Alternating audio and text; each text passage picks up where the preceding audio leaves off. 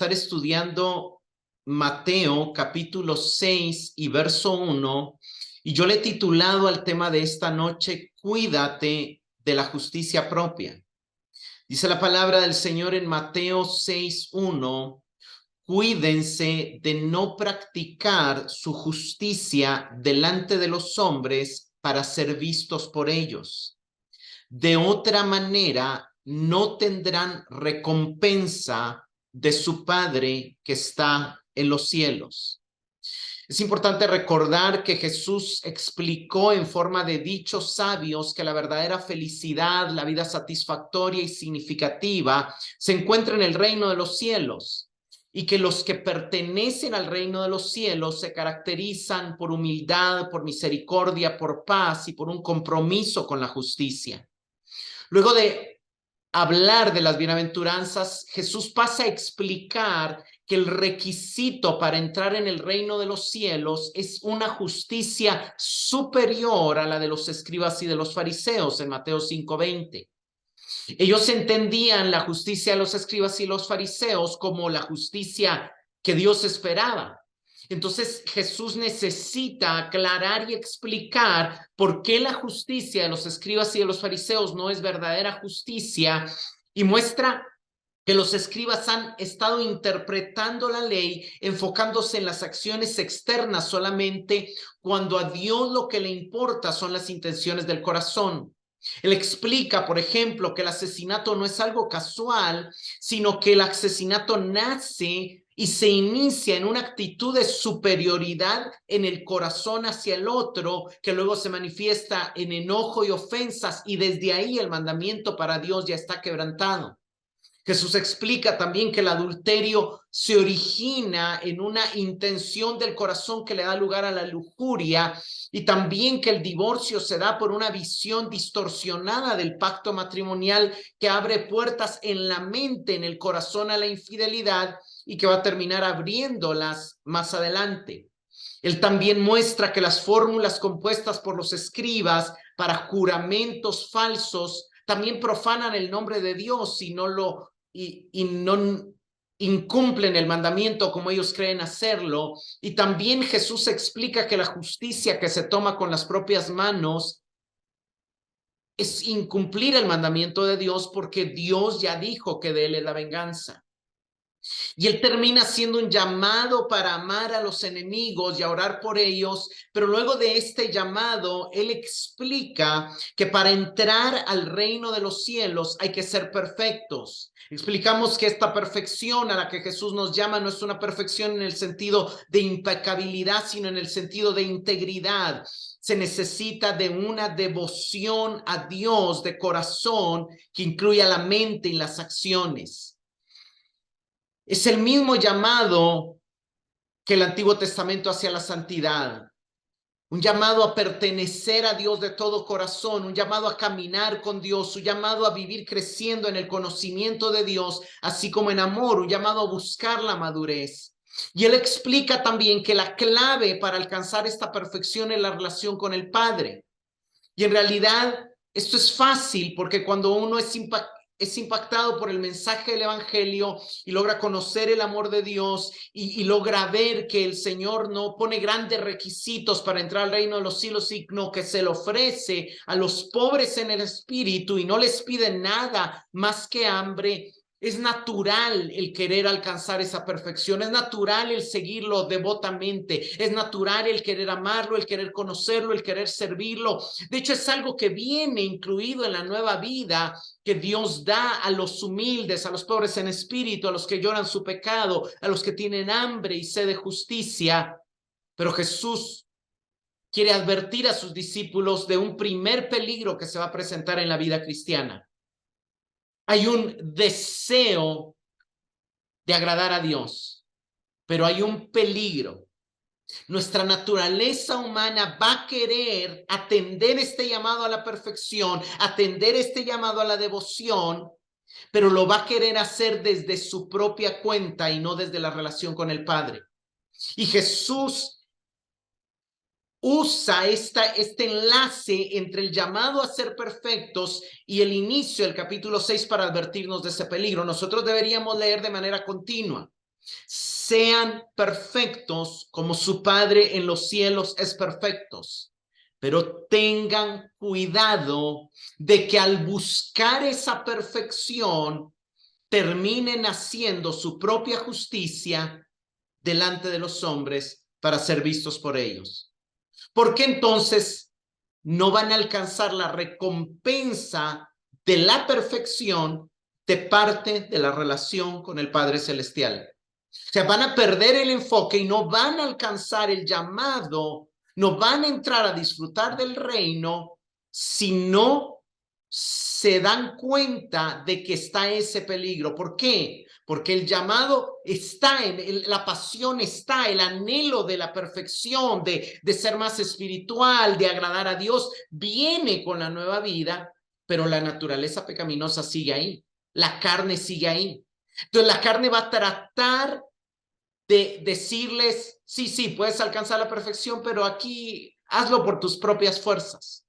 Entonces vemos que Jesús toma en cuenta, Él conoce nuestra naturaleza, Él conoce nuestra tendencia y Él se preocupa en advertirnos del peligro tan grande que tenemos de confundir la justicia de Dios con nuestra propia justicia. Y en Mateo 6:1 Él dice en la versión 60, guárdense de hacer vuestra justicia. En la nueva versión internacional, cuídense de no hacer sus obras de justicia delante de la gente para llamar la atención. Y en la nueva traducción viviente lo ponen, tengan cuidado, no hagan sus buenas acciones en público para que los demás los admiren. El verbo en el griego es el verbo prosechete, que se traduce tengan cuidado o guárdense o cuídense, y es un imperativo que exige una vigilancia constante. Hay una tentación constante, siempre presente, a hacer justicia por los motivos equivocados. Ahora, es importante entender que Jesús no está Jesús no está negando el llamado a hacer justicia. Hay un llamado de parte de Dios a través de los profetas y a través de Cristo mismo a hacer justicia. Jesús, de hecho, acaba de dejar en claro que para entrar al reino de los cielos se necesita una justicia mayor que la de los escribas y los fariseos. Y la justicia, y algunos dicen, es que el problema es que la justicia no tiene que ser delante de los hombres, pero eso no es lo que Jesús está diciendo. Jesús no está diciendo que la justicia no se deba hacer delante de los hombres. Él acaba de decir que se debe hacer delante de los hombres. Veamos Mateo 5:16. Así alumbre vuestra luz delante de los hombres, para que vean vuestras buenas obras y glorifiquen a vuestro Padre que está en los cielos. Sí, hay un llamado a hacer justicia, a hacer buenas obras, y obviamente no en secreto. Se van a hacer delante de los hombres porque los hombres tienen que ver la luz que los creyentes están emitiendo y sentir el sabor de la sal que los creyentes están trayendo, y entonces van a glorificar al Padre de estos creyentes, de este pueblo, de nosotros que está en los cielos. El problema no es hacer la justicia delante de los hombres. El problema es que sea nuestra propia justicia y que el objetivo de esa propia justicia sea ser admirado o reconocido o notado por los hombres. Pero es importante ver, y quiero que vayamos al Antiguo Testamento a ver los varios llamados que Dios hizo a su pueblo para hacer justicia. Por ejemplo, el Salmo 82, 3 y 4 dice, defiendan al débil y al huérfano, hagan justicia al afligido y al menesteroso, rescaten al débil y al necesitado, líbrenlos de la mano de los impíos. Entonces Dios está diciendo, tienen un llamado a hacer justicia defendiendo a los débiles. Vayamos a Proverbios 21:3. El hacer justicia y derecho es más deseado por el Señor que el sacrificio. El hacer justicia es más agradable al Señor que los sacrificios. Isaías 1, 16 y 17 dice, lávense, límpiense, quiten la iniquidad de sus manos delante de mis ojos, dejen de hacer lo malo, aprendan a hacer el bien, busquen el juicio, restituyan al agraviado, hagan justicia al huérfano y amparen a la viuda. O sea, hay un llamado a hacer justicia. Vayamos a Jeremías 22, 3. Así ha dicho Jehová, haced juicio y justicia, y librad al oprimido de mano del opresor, y no engañéis ni robéis al extranjero, ni al huérfano, ni a la viuda, ni derraméis sangre inocente en este lugar. Entonces vemos que hay un llamado a hacer justicia, y este llamado a hacer justicia tiene que ver con liberar al oprimido de la mano del opresor, con no robar, con no engañar, con frenar la corrupción, con no derramar sangre inocente, con defender al débil. O sea, hay un llamado a la justicia social también a través de los profetas y a través de Dios. Y esta justicia, de alguna manera, es lo que Jesús nos está llamando a hacer. Y era en cierto sentido la intención del corazón de los fariseos, obedecer a Dios, atender este llamado de Dios a hacer justicia. Vayamos a Miqueas 5:8, perdón, Miqueas 6:8, Miqueas capítulo 6 y verso 8. Oh, hombre, Él te ha declarado lo que es bueno. ¿Y qué pide Jehová de ti? Solamente hacer justicia, amar misericordia y humillarte ante tu Dios. ¿Qué pide Dios de ti? Y lo primero en la lista es hacer justicia, es lo que Dios demanda de ti. Y ese hacer justicia viene acompañado de amar misericordia, que es un llamado muy fuerte en las bienaventuranzas y en los mandamientos de Jesús, como lo vimos, y humillarte ante tu Dios, que también es un llamado a las bienaventuranzas, porque para ser pobre en espíritu hay que humillarse, y para ser humilde hay que humillarse. Y para perdonar un agravio hay que humillarse, para buscar la paz muchas veces hay que humillarse. Entonces, Jesús ha estado yaciendo, repitiendo ese llamado de Dios y de los profetas a hacer justicia a través de las bienaventuranzas, y los 6 ejemplos que él acaba de dar es hacer justicia. Hacer justicia es buscar la reconciliación. Hacer justicia es respetar la imagen de Dios en la otra persona. Hacer justicia es luchar drásticamente con nuestro pecado y contra el pecado de nuestros hermanos también. Hacer justicia es ser fiel al pacto matrimonial y a cualquier otro pacto que tengamos con cualquier otra persona. Hacer justicia es hablar con verdad y no jurar falsamente. Hacer justicia es ejercer misericordia. Hacer justicia es amar, no solamente a los que nos aman, sino aún a nuestros enemigos, llorar por ellos. Eso es hacer justicia, y eso es lo que Jesús nos está llamando. Ese es el mismo llamado a ser perfectos, y en ese llamado es un llamado genuino, es un llamado de Dios, es un llamado real, es un llamado que debe de encender un anhelo, una pasión, un deseo en nosotros de atenderlo. Pero ojo, hay un peligro. Hay un peligro de querer de querer atender ese llamado desde nuestra naturaleza humana. Lo que tenemos que entender, y lo que Jesús acaba de enseñar, es que hay que empezar por hambre y sed de justicia, y hay que empezar entendiendo que Dios es el que nos sacia primero de una justicia inicial. Bienaventurados los que tienen hambre y sed de justicia, porque a ellos Dios les saciará el hambre que tienen de justicia, dándoles una justicia imputada. La justificación es la que nos habilita para hacer justicia. Esa es la enseñanza de Jesús, y esa es la enseñanza del apóstol Pablo. El apóstol Pablo escribe la carta a los Romanos para hablar claramente de la justificación, y él en el capítulo 3 explica de que no es por obras, es por gracia, de que es solamente por la fe en el Hijo de Dios, en Romanos 3 del 22 en adelante. Luego vuelve a tocar el tema en el capítulo 5 de Romanos, verso 1, él dice: justificados pues por la fe, tenemos paz para con Dios. Y sobre esa base de la justificación, él recuerda el llamado a hacer justicia, no desde nuestras obras, sino ya habiendo sido justificados. Quiero que vayamos aquí a Romanos 6, del 18 al 19. Ahora son libres de la esclavitud del pecado y se han hecho esclavos de la vida recta. Uso la ilustración de la esclavitud para ayudarlos a entender todo esto, porque la naturaleza humana de ustedes es débil.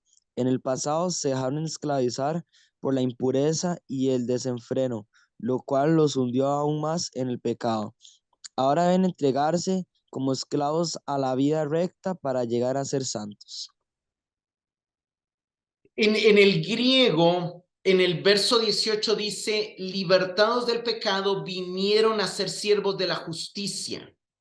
Y en la última parte del 19 dice, así como antes presentaron sus pecados para servir la iniquidad, presenten sus miembros ahora para servir a la justicia. Lo que Pablo está diciendo es, señores, la justificación es solo por fe, solo por Cristo, solo por gracia.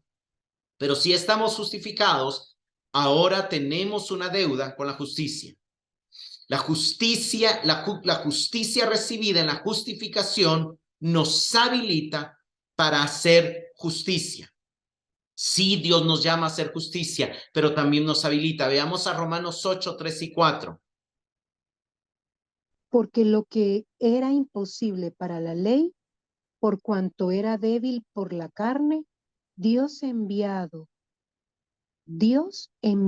a su Hijo en semejanza de carne de pecado, y a causa del pecado, condenó al pecado en la carne, para que la justicia de la ley se cumpliese en nosotros, que no andamos conforme a la carne, sino conforme al Espíritu.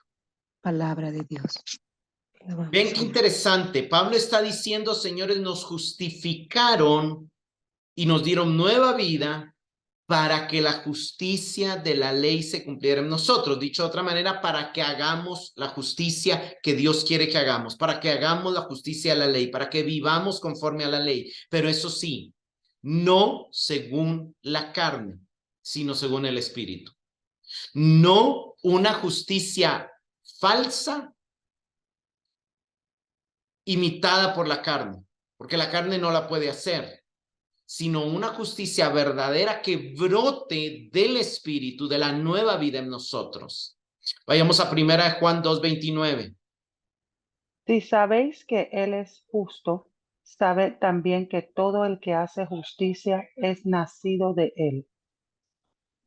Si saben que Él es justo, todo el que hace justicia es nacido de Él. ¿Qué está diciendo Juan? No podemos hacer verdadera justicia sin la nueva vida, sin el nuevo nacimiento, sin la justificación. Es la nueva vida y es la justificación la que nos habilita para hacer justicia, pero sí hay un llamado para hacer justicia. De hecho, el más adelante, en 1 Juan 3:7, dice, hijos míos, que nadie los engañe. El que practica la justicia es justo, así como Él es justo.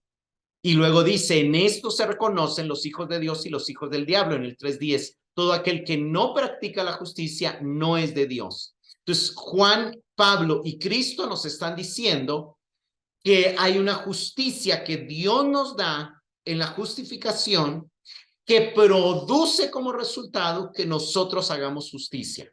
Eso todos los deberíamos de tener claro y de esperar, pero eso no niega el peligro de nuestra propia justicia. Y eso es lo que está marcando Cristo. Tengan cuidado de hacer su justicia.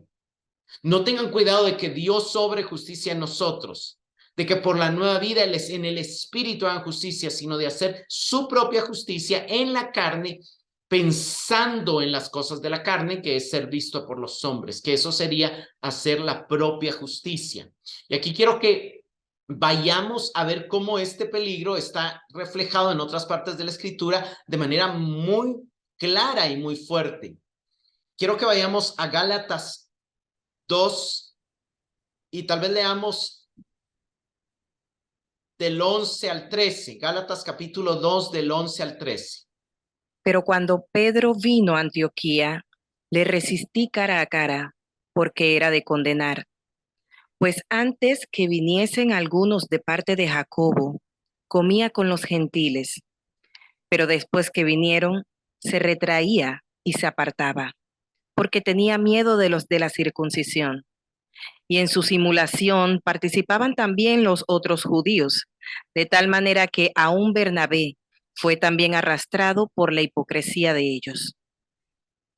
Mire qué tremendo, porque estamos hablando del apóstol principal de Jerusalén, del que Cristo le dijo, apacienta mis ovejas, del que Cristo le dijo, sobre esta roca, la revelación que tú has recibido, edificaré mi iglesia, del apóstol Pedro.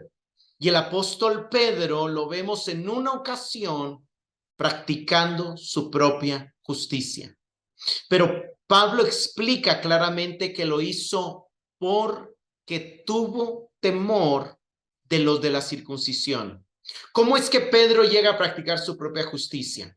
Es que él está comiendo con los gentiles, está incumpliendo un poco la ley de Moisés porque ya entiende el nuevo pacto, pero cuando vienen los judíos, que ellos todavía seguían cumpliendo los ritos que ni siquiera están en la ley de Moisés, sino muchos de estos ritos que, como hemos visto, que Jesús atacó porque los ancianos, los escribas, sumaron como el lavamiento de manos y todo, y habían cosas que sí, obviamente Dios había dicho que no comieran cerdo, pero en fin, pero entonces viene Pedro y la motivación por la cual él se aparta de los gentiles y se pone solo a comer kosher o comida de judíos, no es porque está obedeciendo el impulso de la vida en el espíritu y porque está actuando desde el amor, sino que él está actuando desde el temor al hombre y al mismo tiempo del temor de no perder el reconocimiento del hombre. Entonces, vemos cómo las causas de la justicia propia son dos, pero están íntimamente conectadas: el temor al hombre y la búsqueda del reconocimiento del hombre. Jesús señala para ser visto por ellos, para buscar el reconocimiento humano, para buscar el aplauso humano, pero Pablo nos está mostrando que detrás de eso hay un temor del hombre. ¿Por qué? Porque de alguna manera hay una forma en la que funciona nuestro cerebro, que llegamos a creer que nuestro valor está muy identificado con lo que las otras personas piensan de nosotros. Este pensamiento de las otras personas tiene que ver porque cómo ellos miran nuestra imagen, nuestros logros, nuestro dinero, y entonces cuidamos todos esos aspectos que van a o despertar admiración o despertar desprecio. Tememos que nos desprecien, que nos anulen, que nos quiten valor, y anhelamos que nos den valor. Entonces terminamos haciendo actos que deberían ser en obediencia y en llamado a Dios, pero por una motivación equivocada, por no temer el reconocimiento humano o por ganar, por así decirlo, la aprobación y el reconocimiento de los hombres. Están conectadas. Por eso Pablo dice, si yo quisiera agradar a los hombres, dejaría ser siervo de Cristo, pero también la Biblia dice, el que teme al hombre y no teme a Jehová, o sea, está mal. Hay que temer a Jehová. ¿Por qué? Porque solo en temer a Jehová, y yo no le tengo miedo a perder el reconocimiento del hombre. Yo tengo que tener miedo de perder el reconocimiento de Dios y al mismo tiempo buscar la gloria de Dios y no de los hombres. Pero el temor a Jehová y la búsqueda del reconocimiento de Jehová están conectados, así como el temor al hombre y la búsqueda del reconocimiento del hombre también están conectados. Pablo aquí, después de lo que explica de cómo él tuvo que reprender a Pedro porque era algo digno de condenar, él recuerda que la justificación no es mediante las obras de la ley, sino por la fe en Cristo, y eso no está negando que el llamado que él ya nos mostró en Romanos, hacer la propia justicia, y también él va a hacer, es un tema que él va a mencionar en otros pasajes, como en Romanos capítulo 10, versículos 2 y 3. Vayamos a Romanos 10, del 2 al 3. Porque yo les doy testimonio de que tienen celo de Dios, pero no conforme a ciencia, porque ignorando la justicia de Dios y procurando establecer la suya propia, no se han sujetado a la justicia de Dios. Entonces, ¿qué pasó con los judíos? Sí, ellos, ¿qué pasó con los fariseos? Sí, anhelan agradar a Dios, tienen cierto celo de Dios, entienden el llamado de Dios a hacer justicia, pero no tienen un conocimiento pleno, un entendimiento claro. Desconocen que la justicia de Dios se recibe por gracia y procuran establecer su propia justicia y terminan perdiendo la justicia de Dios. Entonces ellos procuraron interpretar la ley y los actos de piedad de manera que pudieran cumplirlos, como ya Jesús nos mostró en todos los ejemplos anteriores, y entonces ellos procuraron sentirse justos delante de Dios y delante de los hombres, pero sin hacerse pobres en espíritu, pero sin caer en una desesperada hambre y sed de justicia, porque creyeron que sí, reacomodando un poquito los mandamientos, entonces ya podían lograrlos. Y no, lo que ellos tenían que hacer era reconocer que solo con la ayuda de Dios podían llegar a lograrlos. Y ese es el mismo peligro que nosotros corremos. Corremos el peligro de llegar a querer establecer la justicia de Dios, de querer llegar a querer demostrarnos a nosotros mismos o a los demás que sí somos espirituales, que sí estamos caminando, agradando a Dios, que sí, aún ya salvos, aún ya justificados, como le pasó al mismo apóstol Pedro, y Pablo nos muestra que él reconoce ese mismo peligro en él. Vayamos a Filipenses 3:9. Y ser hallado en él, no teniendo mi propia justicia derivada de la ley, sino la que es por la fe en Cristo, la justicia que procede de Dios sobre la base de la fe. Pablo dice, yo quiero ser hallado en él, no teniendo mi propia justicia. Pablo tiene claro de que la propia justicia surge de un entendimiento derivado de la ley, de este pensamiento: si obedezco soy bendecido, si desobedezco soy maldecido. Eso era básicamente el pensamiento claro de la ley, aunque la ley es verdad. De alguna manera, Cristo viene a mostrarnos de que la bendición ahora es a través de él, ya no es por nuestra obediencia a las obras de la ley, porque no, nuestra propia justicia son como trapos de inmundicia delante de Dios, como nos lo enseña el profeta Isaías. Ya la maldición no es por mi desobediencia, sino Cristo la llevó en la cruz. Y entonces, de alguna manera, Pablo dice, yo quiero dejar de tener este pensamiento de que si me esfuerzo en hacer justicia, entonces Dios me va a encontrar justo. No, yo quiero desalojar este esfuerzo por tener mi propia justicia y quiero ser hallado viviendo en justicia, pero desde la base de la justicia que es por la fe en Cristo, la que procede de Dios. Tenemos que dejar de pensar que si nos esforzamos en hacer justicia y la gente lo nota, entonces Dios lo va a notar y nos va a recompensar. Tenemos que seguir este entendimiento de Pablo de ser hallados en esa justicia que Dios le da a los que tienen hambre y sed de ella, que viene por la fe y surge de la relación y de la unión con Cristo y con el Padre. El tema en que estamos es cuídate de la propia justicia, en Mateo 6:1. Y vemos cómo Jesús sí muestra que hay un llamado a la justicia, nos ha estado llamando a esa justicia, pero claramente nos muestra el peligro de nuestra propia justicia. Y vemos estas palabras, ¿verdad? Los judíos quisieron establecer la suya propia y Pablo pone claramente mi propia justicia. Por eso Jesús dice, cuídense de hacer su justicia, aunque no usa la palabra propia, se sobreentiende y se podría incluir ahí. Y un cantante cristiano, un cantante de rap cristiano en inglés que se llama Lecrae, que escribió un libro que se llama Unashamed en inglés, que podría decir no me avergüenzo o podría traducirse así. Pero yo tomé algunas de las frases del libro y quiero compartirlos con ustedes porque creo que encajan perfectamente y creo que algunos de nosotros nos vamos a sentir identificados con él. Él escribe, finalmente había sido liberado después de que relata su conversión, pero estaba a punto de descubrir si podría vivir libre.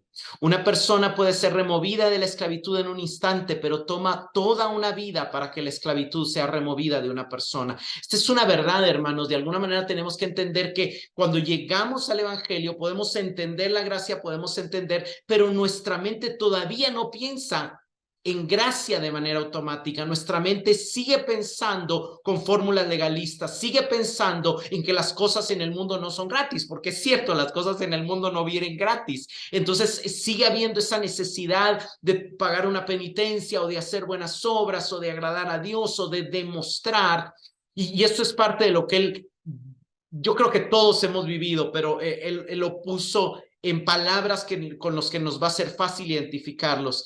Sigue diciendo, me sentí satisfecho de haber descubrido lo que había buscado la mayor parte de mi vida. El significado y propósito que quería estaban allí ahora y la preocupación que solía consumirme había desaparecido. Él se sintió pleno en Cristo. La alegría reemplazó la ansiedad y encontré una nueva energía para aprender y crecer. Había encontrado la verdad sobre la vida, sobre Dios y sobre yo mismo. Tenía 19 años de retraso y necesitaba ponerme al día. Él tiene su encuentro con Cristo y dice, tengo que aprender más de esto. Y eso creo que nos pasa a nosotros, ¿verdad? Pero hay dos grandes problemas con buscar ser más espiritual. En primer lugar, a menudo puede conducir al legalismo. Quieres demostrarle a Dios, a tus amigos e incluso a ti mismo cuán santo te has vuelto, por lo que haces modificaciones extremas en tu comportamiento. No quieres dejar dudas en la mente de nadie de que realmente eres una persona cambiada, que realmente estás en llamas, que realmente estás entregado. Así que en lugar de descansar en la gracia de Dios, te ocupas tratando de probar tu propia justicia. Yo creo que todos hemos tenido esta etapa de fariseísmo, todos hemos pasado por esa etapa donde en el fuego, en la pasión, queremos demostrarnos a nosotros mismos que realmente cambiamos, demostrarle a nuestra familia, cuando el cambio va a ser un proceso y va a tomar algún tiempo y nos toca descansar en la gracia de Dios y dejar que Él nos siga transformando, pero a veces presionamos en querer hacer nosotros nuestra propia justicia y probar nuestra propia transformación. Él sigue diciendo, pero además del potencial para el legalismo, hay otro problema con los saltos espirituales. Como todos los saltos son temporales, eventualmente estás sobrio, la emoción pasa. O sea, él está poniendo esta metáfora de que es como, o sea, él conoció las drogas, entonces él dice, es como cuando tenés el efecto de la droga, o sea, lo puedes hacer todo, pero en algún momento el efecto pasa. Y es como cuando alguien se enamora, está esta ilusión, pero en algún momento la ilusión pasa. Y de alguna manera pasa así a veces en nuestra vida cristiana. Hay un impacto real, hay un nuevo nacimiento real, pero también hay un impacto emocional. El impacto espiritual, eso no va a pasar, porque lo que Dios hizo es permanente, es algo eterno, es algo glorioso, pero nuestra alma sí, nuestras emociones sí en algún momento se van a caer. En algún momento va a pasar ese efecto de sentirnos poderosos, porque en algún momento va a volver a aparecer nuestra humanidad, va a volver a aparecer nuestro pecado, va a volver a aparecer nuestra debilidad, va a volver a aparecer esas cosas que creíamos ya superadas. Y ahí es cuando descubres, dice él, de qué realmente estás hecho. Entonces, aquí él está identificando, en su experiencia está contando lo mismo que Jesús nos está advirtiendo. Hay un peligro de ocuparnos en hacer nuestra propia justicia. ¿Cuál es el peligro? De que solamente saca más a luz nuestra naturaleza pecaminosa. Te habría dicho que no creía que las buenas obras pudieran ganarme la salvación, pero estaba viviendo como si lo creyera. Y eso es algo que nos pasa a muchos. Sabemos aquí mentalmente la gracia, no es por obras, es por gracia, pero aquí en el corazón todavía no lo vivimos. Todavía hay algo que nos dice que tienes que ser bueno, tienes que portarte bien, tienes que agradar a Dios, tienes que hacer algo para sentirte perdonado. Entonces tenemos que ir entendiendo. Por eso el evangelio hay que repetirlo, la gracia hay que repetírnoslo. ¿Por qué? Porque fácilmente podemos caer en este peligro. Incluso la forma en que hice evangelismo se volvió sesgada. Se convirtió en una especie de competencia para mí, para demostrar a Dios y a los demás que era digno y comprometido. En lugar de simplemente tratar de amar bien a los no cristianos y tratarlos como los haría Jesús, traté de arrinconarlos en un rincón donde tenían que convertirse para escapar. En lugar de centrarme en ganar gente, estaba tratando de ganar argumentos. Miren, hermanos, yo sé que todos ustedes han visto en redes sociales y han vivido estos cristianos apasionados que acaban de conocer las doctrinas de la gracia y la doctrina reformada y todo, pero que tienden a caer en este error, en su propia justicia. Entonces, en lugar de amar, buscan ganar argumentos en las redes, buscan demostrar que ellos tienen la verdad, que esta es la verdad, que los otros cristianos están mal y todo. Hermanos, esto es justicia propia y este es un peligro que nos va a robar la recompensa, que nos va a robar el disfrute del reino, del cual tenemos que estar cuidados, que tenemos que estar sabidos. Cuanto más evitaba hacer cosas mal y lograr cosas malas y lograba cosas buenas, más me sentía amado y aceptado por Dios. Pero vean que Él no está basándose, y yo creo que a todos nos pasa, en la verdad, sino que en el sentimiento. Había cometido el mismo error que cometen muchos cristianos. Vi mi conexión con Dios como una relación contractual en lugar de una relación de pacto. Todos los contratos tienen término, pero los pactos no, duran para siempre. En una relación contractual te preocupa romper las reglas. En una relación de pacto solo te preocupa amar a la otra parte tanto como puedas. Yo creo que todos hemos tenido esa etapa y a veces todavía regresamos a esas etapas donde nos preocupa que si hacemos esto, si fallamos, Dios se desagrada de nosotros, Dios se enoja con nosotros, Dios no está viendo cómo castigarnos si rompemos las reglas, y entonces nos sentimos más amados cuando nos portamos bien y nos sentimos menos amados cuando nos portamos mal. Pero esa no es la verdad del evangelio. La verdad del evangelio es que Dios nos ama igual. Estaba arraigado en intenciones puras y una verdadera expresión de lo que creía, pero mi propia justicia e inseguridades seguían interponiéndose en mi camino. Y ese es el punto. La propia justicia surge cuando no estamos descansando en la gracia, cuando no estamos descansando en la relación con el Padre, en la identidad de hijos, sino estamos tratando nosotros de construir una identidad de justos.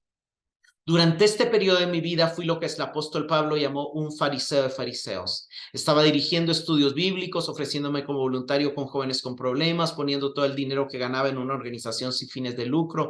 Cuando se trataba de seguir a Jesús, sentía que lo estaba haciendo bien. Como resultado, rara vez me retrataba como alguien que estaba roto o que necesitaba crecimiento espiritual. Uno de mis mayores puntos de orgullo, por ejemplo, fue la cantidad de viajes misioneros que hice. Era como si el número de sellos de mi pasaporte fuera una medida de cuán comprometido estaba con Cristo. Ir a viajes misioneros era algo noble, por supuesto, pero mi motivación era equivocada. Estaba orgulloso de mí mismo y quería que los demás también estuvieran orgullosos de mí. El mensaje sutil era: necesita ser como yo. Mi propia justicia no solo afectó la forma en que me miraba a mí mismo, sino también influyó en la forma que miraba a los demás. A veces no tenía mucha gracia para nadie que no viviera como yo. Esto es clave. ¿Cuál es un síntoma de la propia justicia? Que nos comparamos con los demás y nos creemos que lo estamos haciendo mejor, que estamos siendo más santos, que estamos más entregados a Dios, que estamos más comprometidos con Dios que otros, y entonces fácilmente atacamos. Ah, no, tú de plano no eres cristiano, tú de plano no has tenido un verdadero encuentro, o te falta compromiso con Cristo, te falta compromiso. Y no entendemos que las personas están viviendo en diferentes etapas y a veces caemos en esa falta de empatía. Hermanos, tenemos que reconocer que todos en algún momento caemos en este peligro. Quizá que hemos caído en el pasado, pero eso no evita que no podamos volver a caer en el futuro, y por eso tenemos que estar. Aquí el autor le está contando como que él es una etapa que ya superó, pero él tiene también que estar consciente de que puede volver. O sea, Pablo lo tiene consciente cuando él escribe Filipenses, tiene años de ser apóstol, y él dice: yo quiero ser hallado, no en mi propia justicia. Él sabe que el peligro está ahí. Y hermanos, tenemos que estar conscientes que el peligro está ahí. Tal vez no de ser igual, ¿verdad? Tal vez ya pasamos esa etapa donde solo peleábamos queriendo ganar argumentos en las redes sociales y nos olvidamos del amor, pero tal vez en otras áreas todavía estamos en ese peligro. Ahora, ¿por qué es tan importante ponerle atención a este peligro? Viene Jesús y en la segunda parte del versículo dice: de otra manera no tendrán recompensa de su Padre que está en los cielos. Si actúan así, su Padre que está en los cielos no les dará ninguna recompensa. O sea, la consecuencia es seria. Van a perder el disfrute del reino, van a perder el disfrute de la gracia, van a perder el gozo de ser hijos cuando se convierten en justos por su propia justicia. Iba a decir fariseos, pero yo sé que el término va más allá, aunque se entiende. Pero cuando caemos en esta tendencia que tenían los fariseos, estamos poniendo en riesgo el deleite de la relación con el Padre y su recompensa, que va más allá. De hecho, el término recompensa es un término clave en Mateo. El tema recompensa y tesoro son temas que Mateo repite. De hecho, Mateo resalta estas ideas y usa, en el griego es mistos, lo usa 10 veces. Y todos los otros evangelios, si sumamos lo que lo usan Lucas, Marcos y Juan, solo lo usan 5 veces. O sea, de las 15 veces en los evangelios que aparece la palabra recompensa, 10 veces están en Mateos. Ya Jesús ha usado esta palabra 2 veces en el sermón. En Mateo 5:12, cuando él le habla a los discípulos, le dice: regocíjense y alégrense cuando sean perseguidos, porque su recompensa en los cielos es grande. En Mateo 5:46 se le acaba de decir: porque si aman a los que los aman, ¿qué recompensa tienen? El término recompensa se usa de manera negativa, como advirtiendo cómo se puede perder, aquí en el 6:1 y también en el 6:2, 6:5 y 6:16, pero en otros casos se usa de manera positiva, también en el capítulo 5 ya vimos 2 veces y en el capítulo 10 y 20.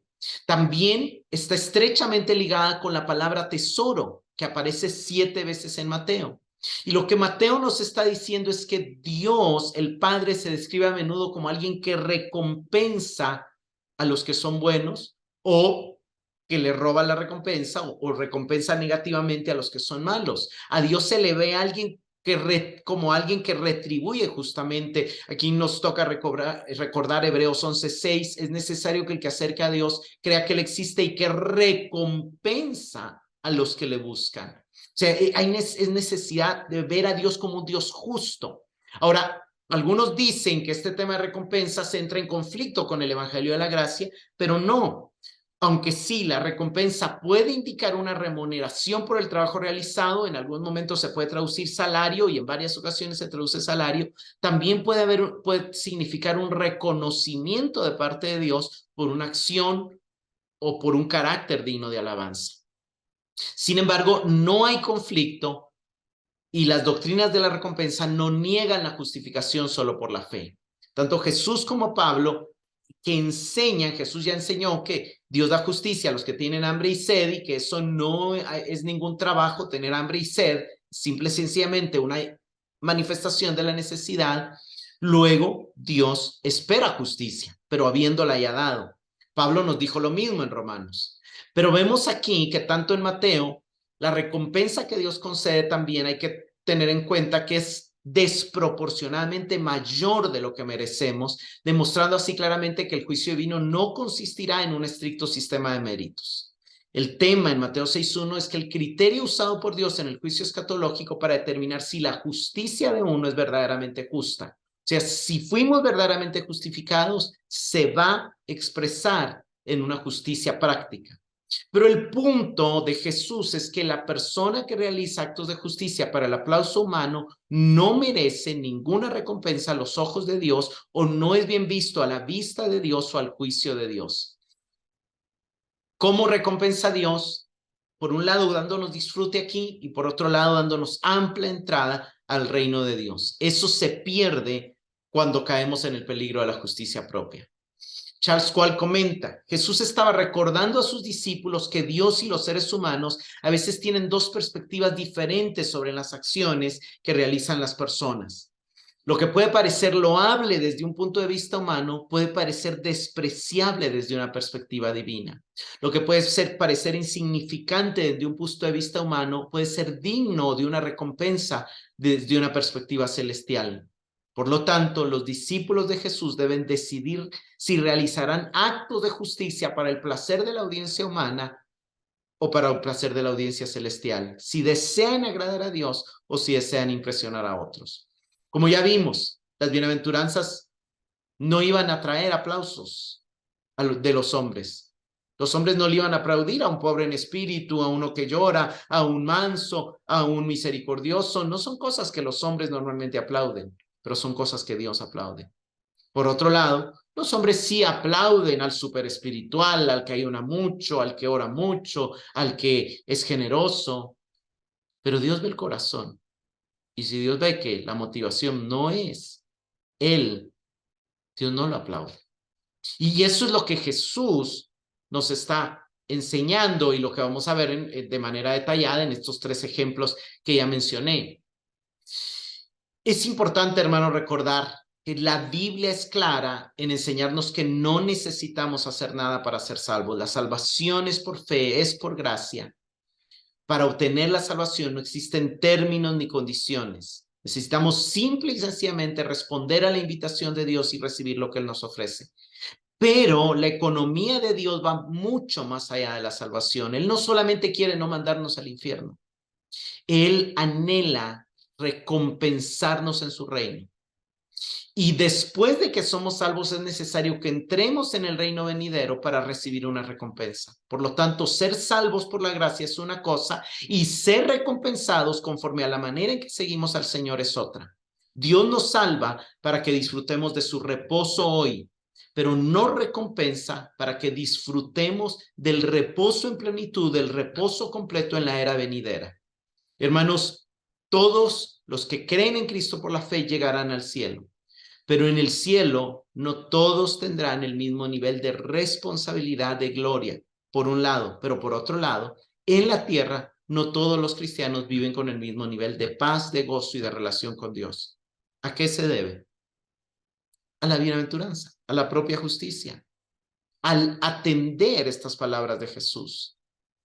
Y ahí viene el llamado de Jesús a ser como Él. Jesús acaba de hacernos el llamado a ser perfectos, a ser íntegros, a ser justos como el Padre lo es. Y aunque Él ya explicó el cómo serlo, Él ya puso ejemplos de reconciliar, de considerar la imagen de Dios en nosotros y en uno, ahora nos va a hacer la advertencia del peligro que vamos a encontrar al buscar esa madurez, esa mayor justicia, esa perfección, nuestra propia justicia.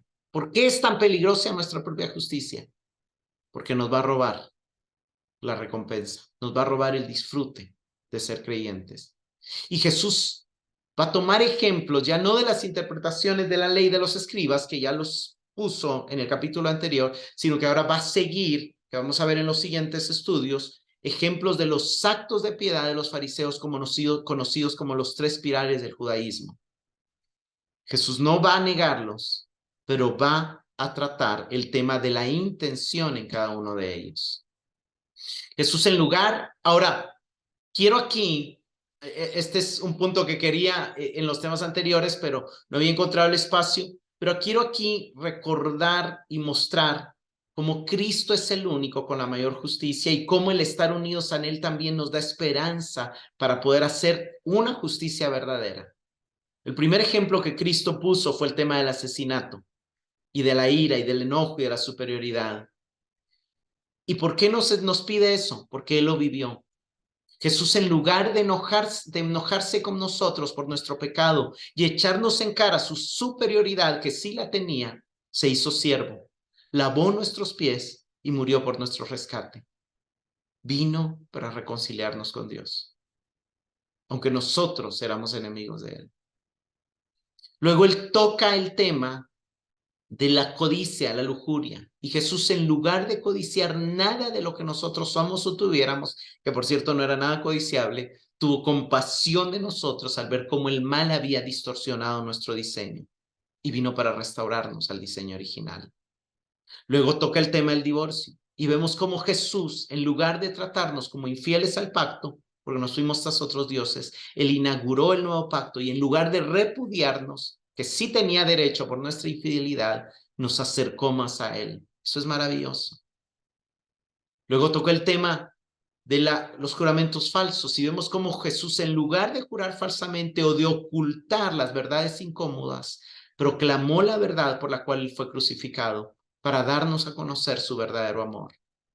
Luego tocó el tema de la venganza, tomarla en las manos, y Jesús, en lugar de ejercer su derecho a vengarse y en lugar de leer el día de la venganza, fue nuestro sustituto, asumió nuestro castigo sobre sí mismo, puso la otra mejilla, nos dio su túnica y también su manto, caminó una milla más por nosotros y nos da cuando le pedimos, aún después de haberle fallado.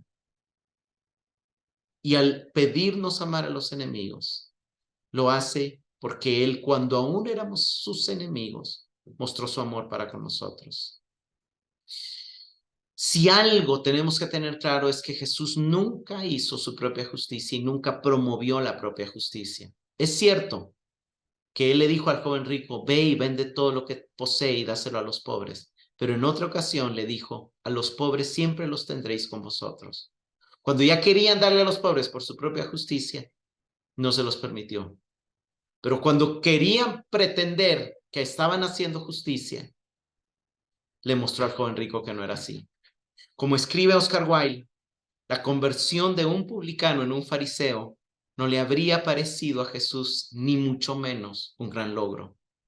Hermanos, Jesús no nos da su justicia para que luego hagamos nuestra propia justicia. Él nos da su justicia para que caminemos siempre en su justicia.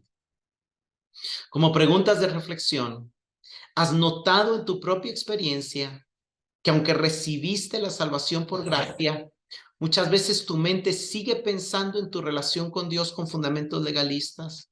Muchas veces sigues pensando que las buenas obras hacen que Dios te vea mejor y las malas obras o los pecados hacen que no seas tan digno de alabarle, de adorarle, de orarle. Yo creo que todos en algún momento hemos luchado con eso. ¿Te das cuenta cuán fácil es caer en justicia propia en la búsqueda de crecer en el Señor? Quizá te ha pasado, a mí me pasó. Seguramente me ha vuelto a pasar más de una vez. Y sí, anhelemos crecer, anhelemos avanzar, pero tengamos mucho cuidado del peligro de hacerlo desde nuestras propias fuerzas. ¿Notas cuán fácil es quitar la vista de Dios y terminar buscando la aprobación de los hombres? Qué bonito se siente que te digan, qué bueno que está buscando a Dios, cómo lo está usando el Señor, qué lindo que predica, qué bueno que ha aprendido eso de Dios, explíqueme más. Y sí, se siente bonito, pero hay un peligro de dejar de poner nuestros ojos en el cielo. Tenemos que estar conscientes de eso. ¿Ves cómo Dios, a pesar de darnos la salvación por gracia, anhela recompensarnos, dándonos mucho más de lo que merecemos? Bueno, la salvación es un regalo de Dios y Él nos la da por su justicia al sacrificio de Cristo y por la fe en Cristo.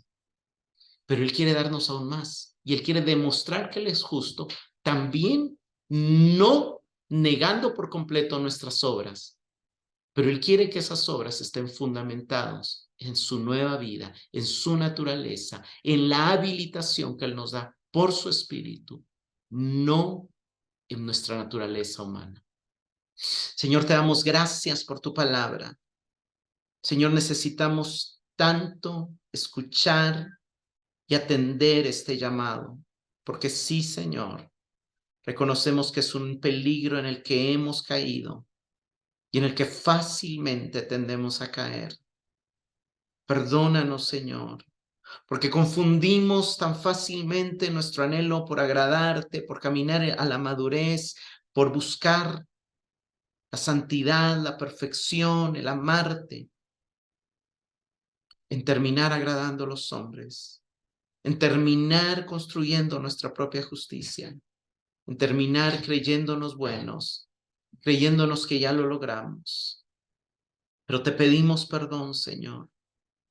Reconocemos que nuestras propias justicias son como trapo de inmundicia delante de ti. Y hacemos nuestra la oración de Pablo. No queremos ser hallados en nuestra propia justicia, derivada de un pensamiento legalista, sino que queremos ser hallados en tu justicia, en la que viene de Dios, la que procede por la fe en Cristo. Señor, sí anhelamos atender el llamado a la perfección, pero queremos hacerlo en el entendimiento de la fe, de la gracia, de que eres tú quien lo hace en nosotros. En el nombre de Jesús, te lo pedimos, Señor, te lo suplicamos. Amén y amén.